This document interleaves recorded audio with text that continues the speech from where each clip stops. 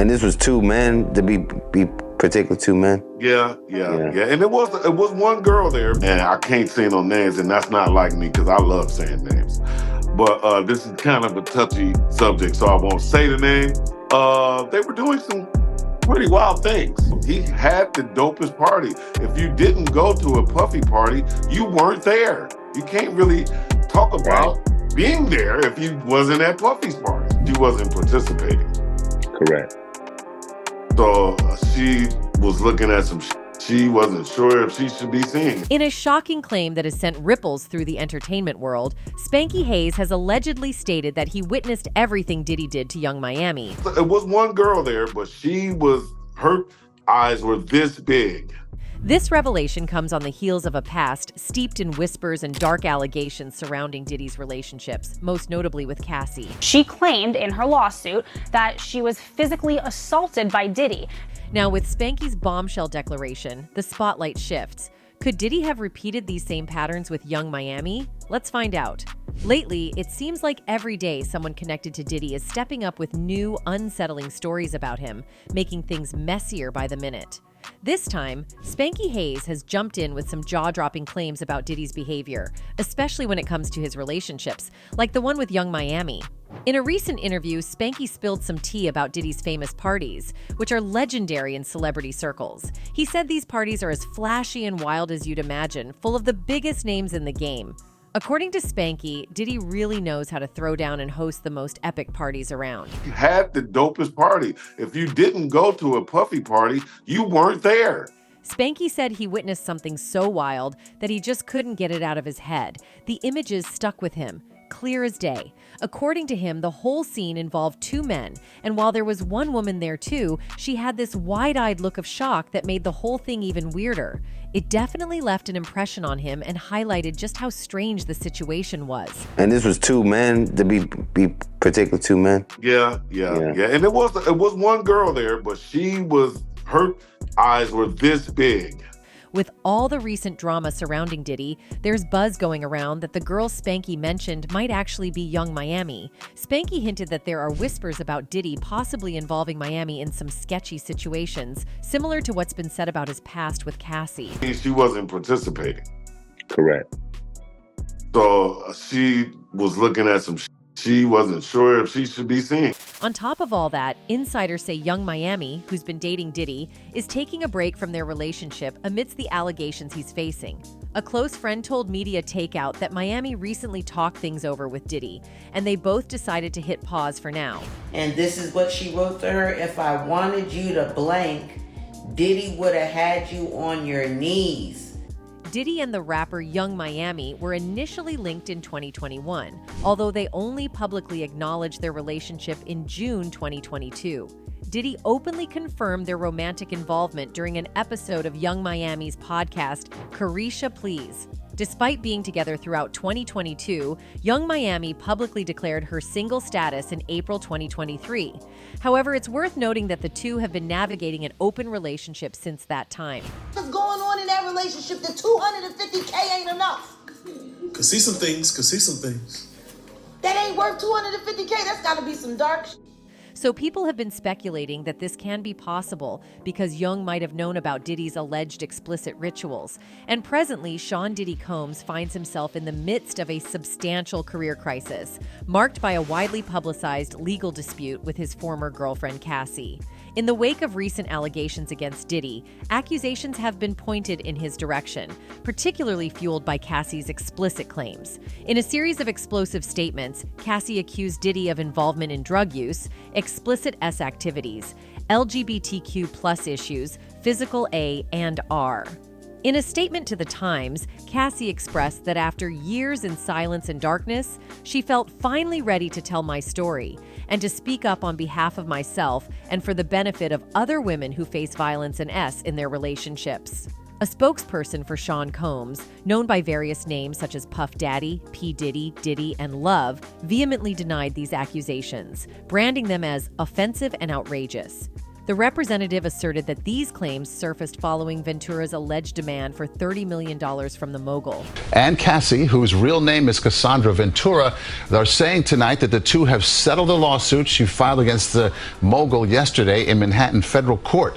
Combs, a 3-time Grammy winner, holds a prominent position as the head of an extensive business empire spanning various industries, including fashion and music. Since the establishment of Bad Boy Records in 1993, he has played a pivotal role in the hip-hop scene, collaborating closely with iconic musicians such as the Notorious Big, Mary J. Blige, and Lil' Kim. As per the lawsuit, Combs actively pursued Ventura, who, at the age of 19, signed with Bad Boy and swiftly rose to fame. The legal document contends that during a gathering for her 21st birthday, Combs forcefully kissed her, immediately exerting his power and influence in a way that is now the subject of legal scrutiny. She also says that he got physical with her and forced her to be intimate with men of the night. You know how we call women of the night? Citing Combs' influential position as the founder of Bad Boy Records, the lawsuit details Ventura's experience, asserting that she felt pressured to yield to his advances and accept the offers of D to safeguard her career. It paints a picture of how she was lured into an opulent, fast-paced, drug-fueled lifestyle once their relationship began. Allegedly, Combs showered Ventura with extravagant gifts, including luxurious vacations, apartments in both New York and Los Angeles, and designer clothing, all while providing her with D. The lawsuit contends that this lavish lifestyle was deliberately designed to ensure her compliance.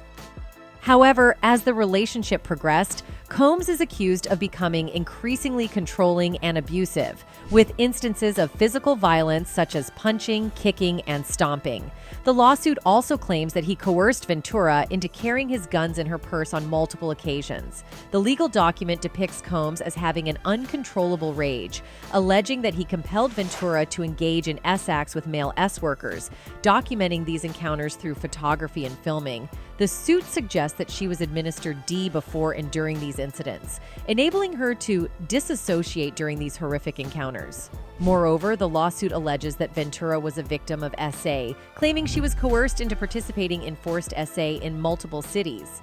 In 2015, the legal document claims that Combs subjected Ventura to a severe beating. Witnesses, including his security guard and assistant, allegedly saw her with 2 black eyes, a burst and bruised lip, and a huge welt on her forehead, prompting them to tears.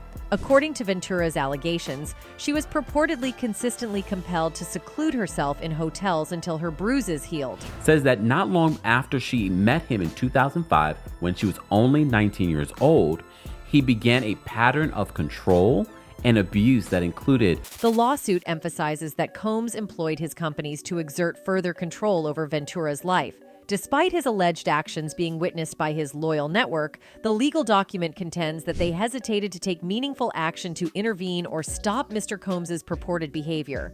Her volatile and a partner, who also owned her label and therefore held her future success in his hands, had fully exerted control over every aspect of her life, the lawsuit stated.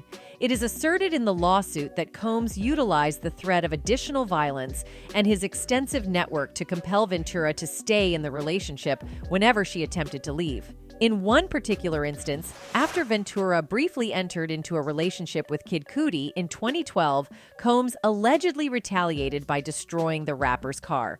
Kid Cudi has confirmed Ventura's account, stating to the New York Times, "This is all true." Diddy threatened to blow up the rapper's Kid Cudi car in 2012 when he and Cassie were briefly linked.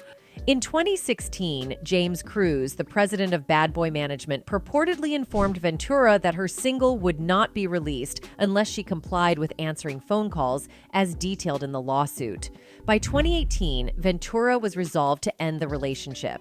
Following a dinner where she expected to discuss the matter, Combs allegedly forced his way into her home and her, according to the lawsuit. Subsequently, she left the home, which he had financed, returned the car he had purchased for her, and severed all ties with him.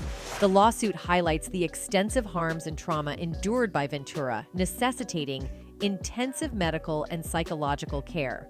In pursuit of justice, the legal document states, Miss Ventura therefore seeks justice for the decade of her life that Mr. Combs took away from her with threats of violence, excessive use of D, physical and psychological A, and S slavery.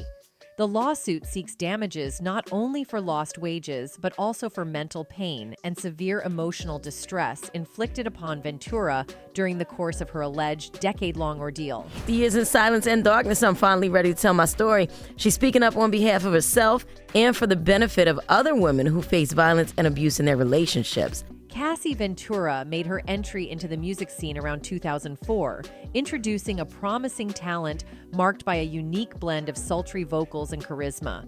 In the early stages of her career, before her association with Diddy, Cassie collaborated with producer and artist Ryan Leslie. A proficient musician, Leslie discovered Cassie and took her under his wing, signing her to his music label, Next Selection. It was under Leslie's mentorship that Cassie recorded her debut single, Me and You, a track that eventually soared to chart-topping success. Baby, tell me if you like it. It's me and you. Talking about Cassie's lawsuit, it also included forcing her to have S with multiple male prostitutes while he watched, and recorded. The lawsuit refers to the alleged SE incidents as freakouts, claiming that they occurred in various hotel suites, including at the Trump International Hotel in New York City. Among the serious allegations is the accusation that Diddy engaged in ST involving Cassie, 37, directing her to male prostitutes while he observed for S pleasure. The lawsuit asserts that she was instructed to cover herself with oil and engage in S activities with multiple men, sometimes in masks and costumes. Had to be for both of them. They was in the room, right? You're right. It's a freak off section. It states that the music executive, who she first met as a teenager, told her it would turn him on if he saw her with another D. He allegedly hired a man and brought him to his home in Los Angeles to engage in the S acts with Cassie. Mr. Combs directed Miss Ventura to perform S acts with this man while Mr. Combs watched them, the lawsuit states. He baited while he directed Miss Ventura and the man to do specific S acts. The entire encounter lasted multiple days. She claimed Diddy got drunk during a freak-off around March 2016 and punched her in the face, leaving her with a black eye.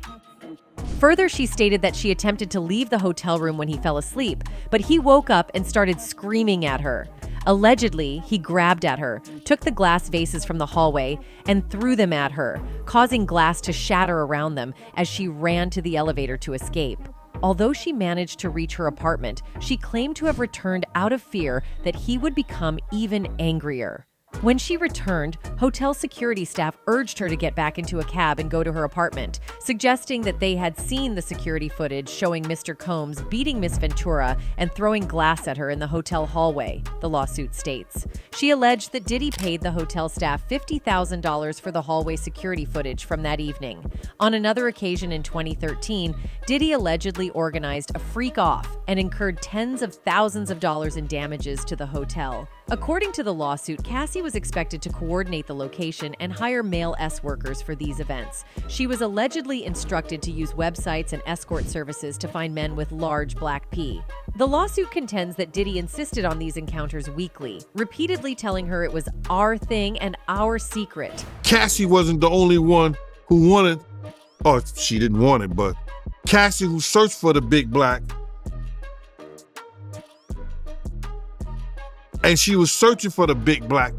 Cassie asserted that these intimate encounters, referred to as freak-offs, frequently occurred in upscale hotel suites, including locations such as the Trump International Hotel in Columbus Circle, L'Hermitage Beverly Hills, the London Hotel in Los Angeles, and Intercontinental Hotels nationwide. Reportedly, Diddy's assistants played a role in organizing these events by providing baby oil and lubricants.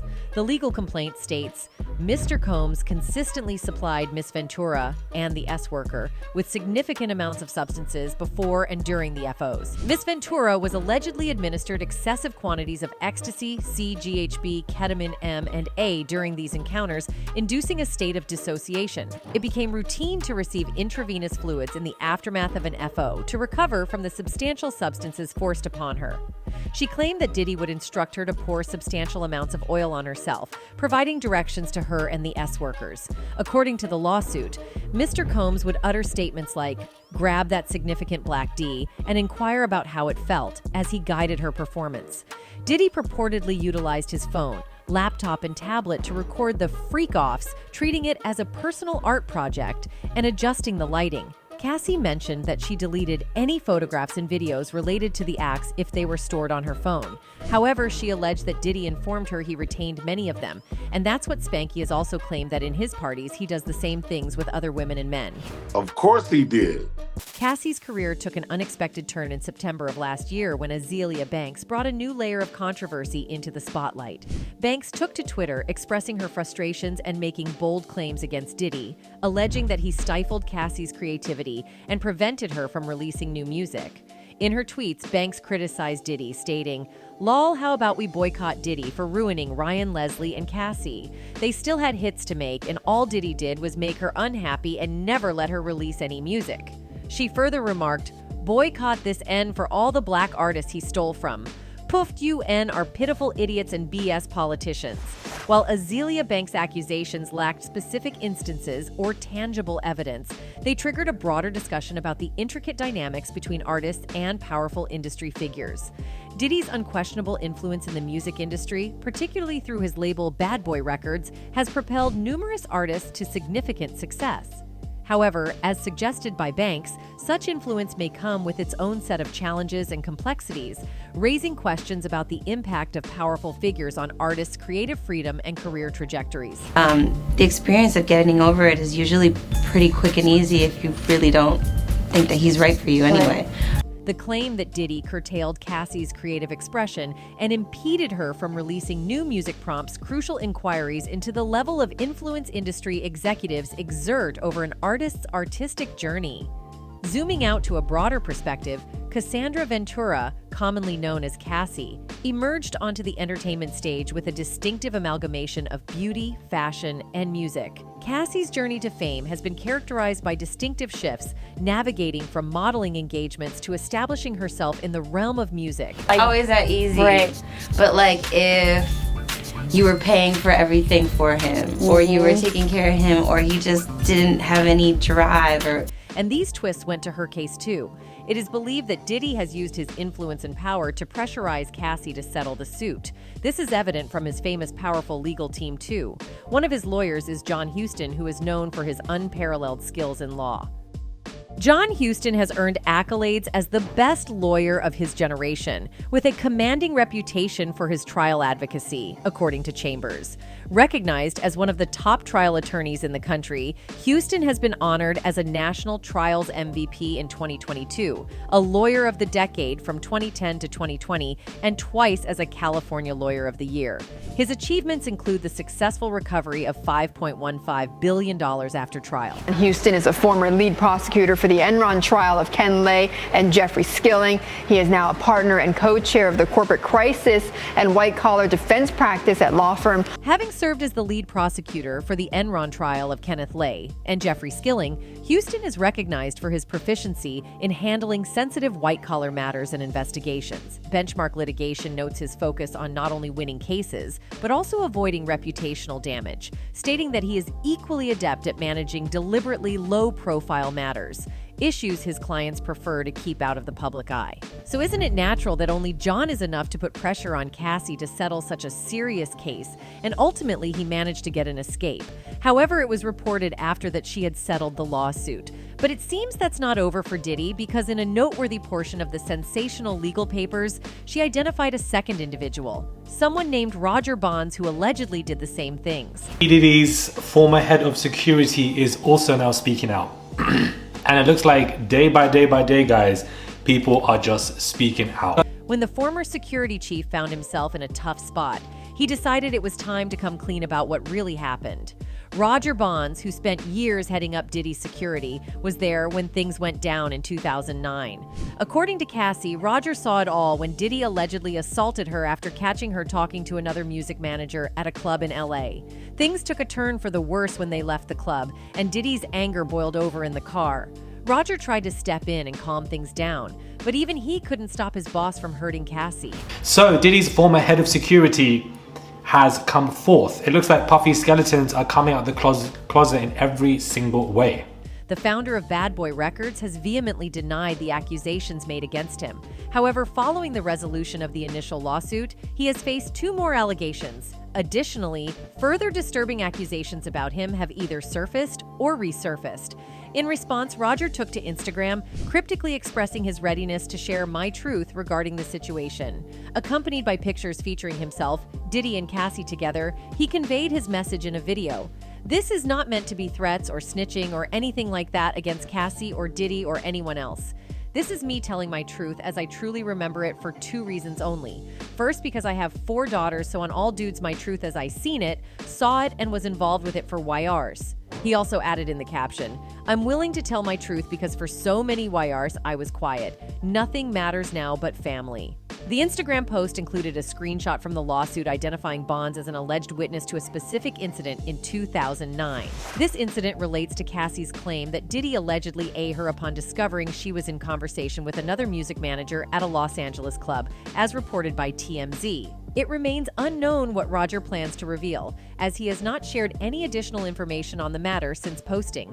However, in the legal action, Cassie asserted that her former employer and ex-partner committed acts of A in addition to physical A. She detailed in the lawsuit that he exhibited a tendency towards uncontrollable rage. The legal filing further contended that Diddy had allegedly subjected Miss Ventura to frequent and severe beatings throughout the course of their relationship. Over the years that Mr. Combs and Miss Ventura, physically an S, she again and again tried to escape his tight hold over her life, the lawsuit alleged. Every time she hid, Mr. Combs's vast network of corporations and affiliated entities found her, and those who worked for Mr. Combs's companies implored her to return to him. The musician vehemently denies the allegations against him, his lawyer said. Attorney Ben Braffman told, Mr. Combs vehemently denies these offensive and outrageous allegations.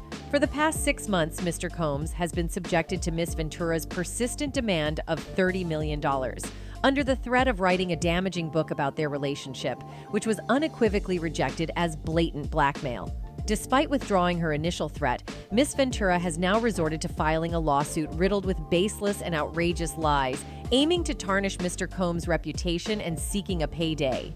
The case filing also identified Roger Bonds, Diddy's former head of security, as a witness to the alleged A on Cassie. According to her claims, Diddy A her in the car after the two had attended the club together, and Bonds reportedly attempted to intervene. However, after his Instagram post, Bonds has not offered any further comments on the matter. Now, he wasn't able to stop everything because it corroborates what Cassie says. His name is Roger Bonds. In the lawsuit, Cassie does say that, somebody tried to de-escalate P. Diddy putting hands on her, and it obviously didn't work. Diddy's apparent involvement, especially through his head of security, amplifies his role in the unfolding situation, raising public concerns. There is a growing sense of apprehension surrounding Cassie, with people mindful of the tragic events involving Kim Porter during her marriage to Diddy. Speculation is circulating that Cassie might be at risk after speaking out against the influential mogul in the industry. Worried individuals are drawing parallels between the current situation and past events involving Kim, fostering fears that history could repeat itself for Cassie. The entertainment industry was profoundly affected by the sudden and tragic death of Kim Porter, leaving loved ones and supporters grappling with disbelief over how a seemingly healthy young woman could succumb to pneumonia. Adding to the tragedy, a significant number of people questioned the accuracy of Kim's diagnosis. Initially, her death was surrounded by uncertainty, with the first coroner's report revealing the presence of toxins in her body and an undetermined cause of death. The mysterious disappearance of the initial coroner added to the intrigue, and a subsequent coroner later attributed the cause of death to lobar pneumonia. Notably, Jaguar Wright, often recognized as a forthright commentator in the entertainment industry, succinctly captured the sentiment surrounding Kim's death. Kim died from pneumonia, but there's the first coroner's report that said that she died It was ruled a homicide and they found toxins in her body. She subtly hinted at the possibility of certain poisons inducing symptoms similar to pneumonia, implying a connection to Diddy in some capacity in the case. From the information that I've received, I've been told that he was the head of the snake into the investigation of the passing of Kim Porter. And not only that, y'all, he was the one who initially found something problematic. Tuffy didn't stop at revealing the coroner's demise. His industry informants provided additional information. According to Tuffy, one of his followers sent him an email detailing that Kim Porter allegedly attempted to contact her personal doctor, but faced difficulties in doing so. This purported struggle led her to make a critical mistake, described as the most significant of her life. According to sources, after waiting in vain for her doctor's response, Kim Porter confided in the father of her daughters, who then directed her to another doctor of his choosing. Unfortunately, despite these efforts, they were unable to save her. Surprisingly, it is suggested that Kim had a premonition of the unfolding events. Allegedly, she sent a group text to her close friends saying, "He got me." However, the phone was reportedly confiscated by the security team brought by Diddy when he arrived at Kim's house after her demise. There's another layer to the suspicion surrounding Diddy's involvement in Kim Porter's death. Diddy, known for being a serial cheater, reportedly engaged in infidelity with Kim's best friend at the time, Sarah Chapman. The timing of Sarah's pregnancy coincided with Kim's, causing profound emotional distress. This trauma visibly impacted Kim's health.